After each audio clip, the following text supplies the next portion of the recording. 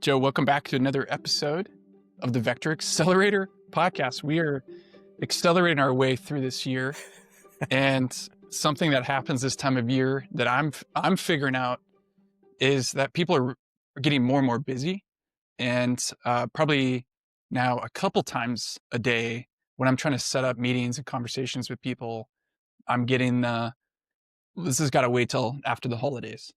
And and that certainly is going to happen more and more over the next week or two. There's a lot of people just shut down. And for those of you who are listening and you're in transition, you're likely going to experience the same thing if you haven't been seeing it yet. People, you're urgent, you're ready to work, you're ready to rock, you want to get in the door. And they're just like, well, no rush on our end because we got the holidays and maybe budgeting kind of shifts after the holidays.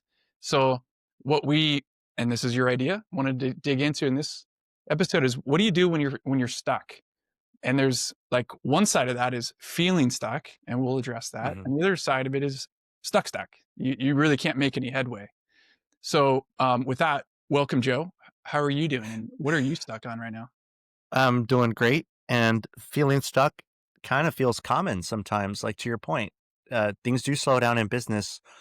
I remember it slowing down kind of, in the military a bit too. And it depends on where you're at. If you're on deployment, there's no slowing down. It's just go, go, go. Yeah.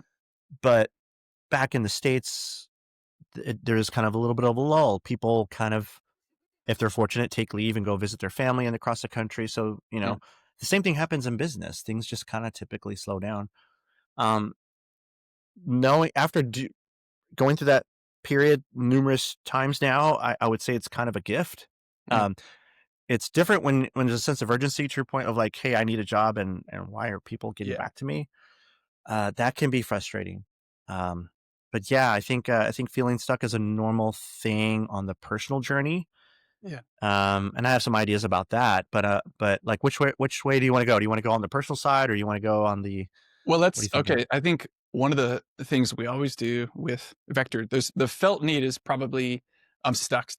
So we can get into some tactics on that. But the more important stuff is how you're feeling stuck emotionally. And I get discouraged. I'm sure you do too, especially when I can't get the response I want or I can't get any response. And I have found myself, even in an older age, surprised by how bummed I get and how sometimes I just feel paralyzed. Like I can't do anything. And then my mind starts spinning.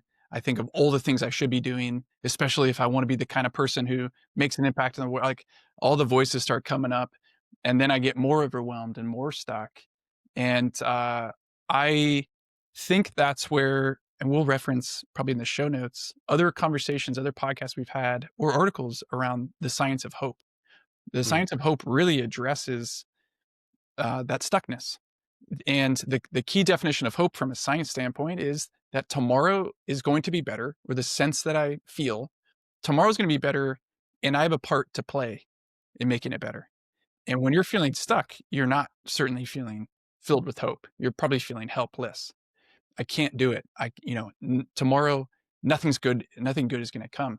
And out of that hopelessness, you'll probably spin, you'll probably feel worse, and you'll get into a cycle that's just terrible. So stepping back and thinking through, what could I do? What are the things that I might do? If I can't make this happen, what's something else? Someone else I can call, another lever I can push. And sometimes even just that smallest exercise of thinking about other things I could do, I've found will shift me out of the current perspective. They'll shift me out of the feelings of stuck. Yeah, I love that. I think for me, the one thing that it's almost guaranteed, almost always to work, I've yet to have it fail, is text a friend. And like literally somebody, I could text you and say, dude, I am so stuck right now. And within minutes, I'll probably get, dude, what's up? Let's chat. Yeah. And it's funny because when I do that, no matter who it is, sometimes they have, hey, did you try this? Did you try that? The obvious things, which can feel good. And I'll probably say, yep, already did that. Still feel stuck. Yeah. But just talking it out, man, like that in of itself eases the nerves a bit. And then I like how you said, the whole idea of hope where, hey, in my career, I've conquered many challenges before. I'll Yeah. get through this one.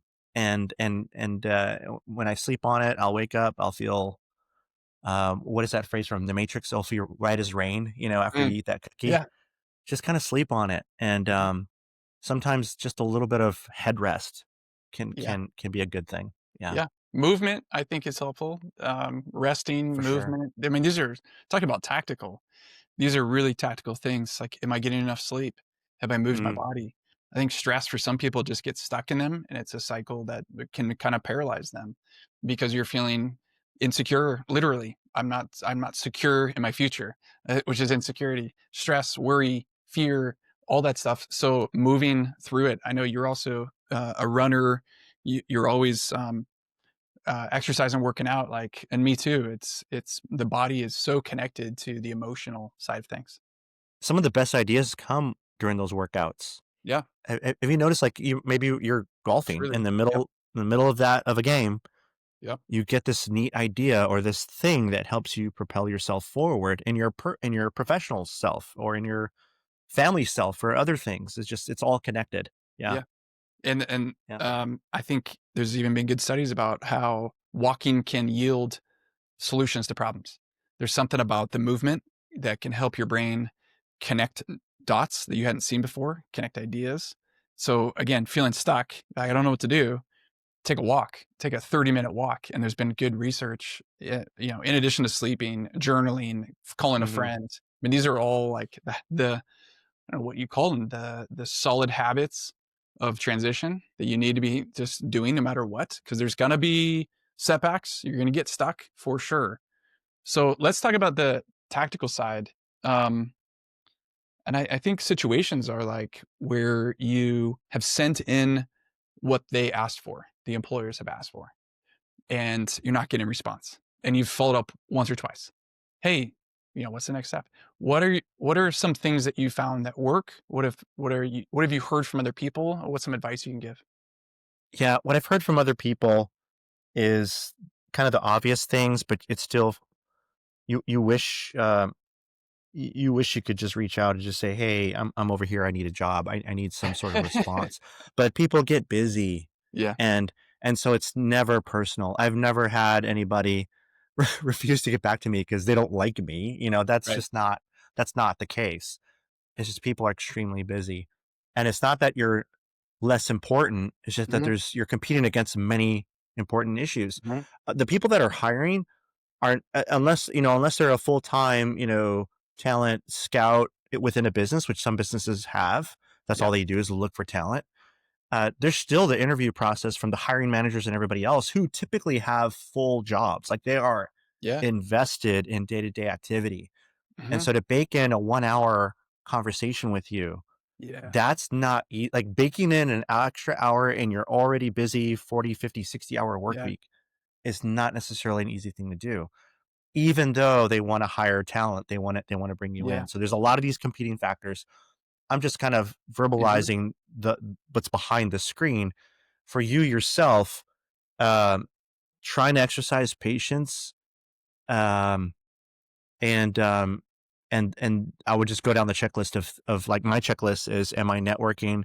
How many times did I communicate? You don't wanna do it too much, right? yeah, It's almost like that cringeworthy constant email follow-up. "Hey, just wanna follow up," mhm, and before now you're annoying, right? yeah, So there's some balance there. yeah, Um, and also getting advice on that. I think, not trying to guess that part on your own, mhm, trying to think, "Oh, is it just like dating?" No, no, no, like, talk to other yeah, professionals and find out, "Hey, what's a good mix of follow-up?"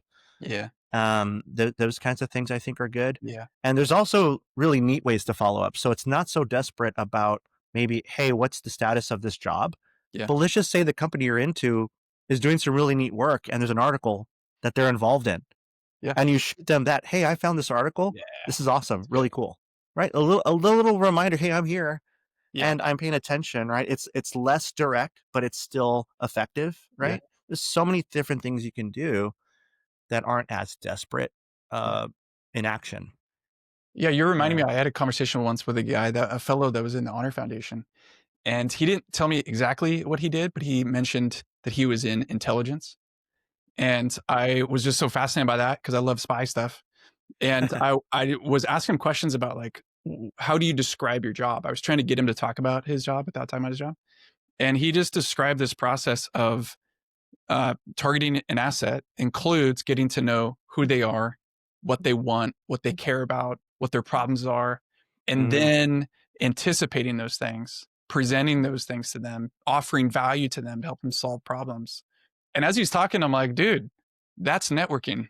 That's exactly what you're talking about. And I think sometimes we forget that you're not a commodity in yeah. that you're not just like cattle going through that people are just like, hey, we'll take one of those and two of those. You're a Right. person and so are they have Hmm. problems to solve, they have things that they're stressed and worried about, they have problems, jobs they're trying to protect. So how can you anticipate what the hiring people's needs are? What journey are they on? What would make their life better? And I think to your point, I love the idea of sending things that are articles that I thought of that remind me of you or that you might like putting yourself in their shoes, what would they like to see from you? Because you're Yeah. there to add value to them. You're there to solve problems for them. You're there to make them money, save them money, make them time, save them time. Like, so how can you demonstrate even before you got the job that you're in that category? You're that kind of person. That's a great practice to have regardless whether you're looking for a job or not, I think. And that's something that been doing a little bit better. Not as much as I'd like. It's something I could definitely work on and continue to work on. But it's even in the stage when you do have a job, it's nurturing the network. It's Yeah. nurturing the Yeah. existing relationships, building new relationships, and trying to figure out how can I offer value for you. Hmm. And what's really neat is the world seems massive, but when you're clear on your values and you're clear on what matters to you, the bubble, the circle of people that are like-minded because you've done Yeah. this alignment work within Vector, you've done this self-soul searching, Hmm. it's the world isn't as big, and you're now networking in places not just in the US, but I mean, Yeah. I'm talking to folks in Europe and Hmm. UAE that are like-minded doing really cool things. Yeah. And that's the fun stuff. Like that's the exciting stuff. That's what makes life really exciting and not Yeah. just the mundane 40-hour work week. I got a paycheck like Yeah. a rodent, nibble, nibble my cheese, right? Yeah. No, like there's so much to offer and receive. So yeah, those are all really great things. Yeah, you don't give yourself enough credit for that. You've always kind of self-criticized about not keeping in touch with people enough, but I Yeah. think you do that pretty well, and it is helpful to do that when you're not in crisis. And Mm, this is a like food for thought for those of you who are in transition. You'll get a job, and that is the worst time to stop networking. The best time to network is when you don't need to network. yeah. So Yeah. that when you're in the crisis, and it might not be a crisis, you might just feel like, hey, I'm kind of done here, or I want to see what else is out there. Yeah. Or on the contrary, I love when people are quote unquote networking me and I have something that I can share with them. So it makes life more fun, more valuable. Everything matters and means something. So I know there are people having now gotten some years under my belt that I only ever see pop up every time they need a job. Like, I only Mm. ever hear from you, whether it's, 2 years or 5 years, like, it's come back enough times. I'm like, "This is, like, the 4th time you've been in an urgent crisis, and you now wanna have lunch?" Like, it's not it's not time to have lunch for me. I don't care. Uh, Fool me once, whatever. So, that's, Yeah. I think food for thought. Help yourself 5 years from now not get stuck by building the relationships, like, actual authentic friendships now that you can call upon them then. And you won't be a burden to them. You'll be friends. And friends are never burden to each other. So Yeah. I know people hate being a burden and they really cringe and Mhm. oftentimes will not ask for help because of that. So get over that or get through that by actually just being real friends. Be Mm. generous with them in season and out of season. I think it says that in Ecclesiastes or something like just be Yeah. cool. Be a dude. Yeah. No, really, really good advice. I mean, all of this is super relevant when you're stuck and when you're not stuck. I think that's what I hear is just this is just good behavior, good, healthy Yeah. relational behavior. Yeah. Yeah. All right. Well, happy holidays. I'm sure I'll see you again. Yeah, And we will. if you're getting stuck, call me. Will do. Likewise.